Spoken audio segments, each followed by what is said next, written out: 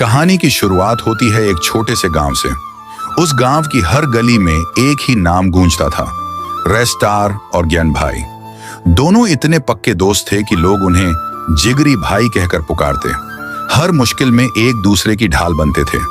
गांव वालों की जुबान पर यही बात होती, इनकी दोस्ती को तो खुदा भी नहीं तोड़ सकता।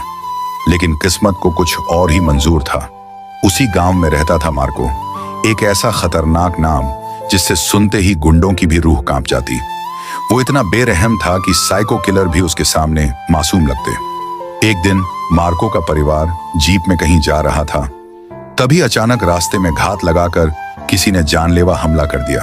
आग में जलती गाड़ी और मार्को के पूरे परिवार की चीखें हवाओं में घुल गईं। उसी वक्त बाइक पर लौट रहे ज्ञान भाई वहां से गुजरते हैं। जलती गाड़ी देख रुकते हैं और घबराहट में सब देखकर वहीं खड़े रह जाते हैं। कुछ ही पल बाद मार्को अपनी काली एसयूवी में वहां पहुंचता है। उसकी आंखें अपने परिवार की राख पर अटकी रह जाती हैं। तभी उसे वहां खड़ा ज्ञान भाई दिखता है, भागता हुआ। मार्को के दिल में शक का जहर उतर चुका था। 2 दिन बाद मार्को अब पहले से भी ज्यादा पागल और खतरनाक बन चुका था। आंखों में सिर्फ एक चीज, बदला। वो चीख कर अपने गुंडों से कहता है, जाओ ज्ञान को ढूंढो, अब उसकी मौत ऐसी होगी कि दुनिया कांपेगी।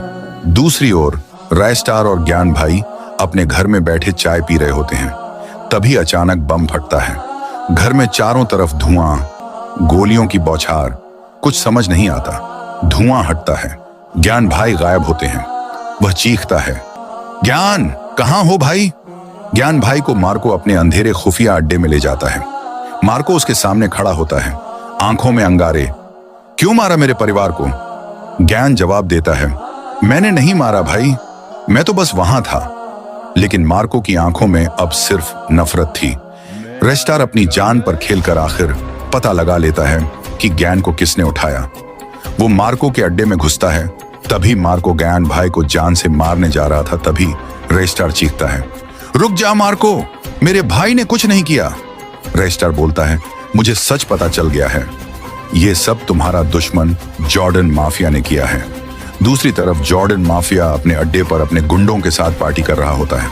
शराब, शोर और हंसी। तभी धुआं उठता है। मार्को और रेस्टार साथ में अड्डे पर पहुंचते हैं, एक साथ हमला करते हैं। गोलियों की बारिश, बम के धमाके, आग की लपटें, हर तरफ तबाही।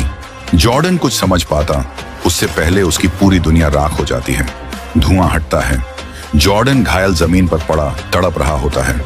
रेस्टार उसके पास जाता है, झुकता है और कहता है, ये सिर्फ बदला नहीं था, ये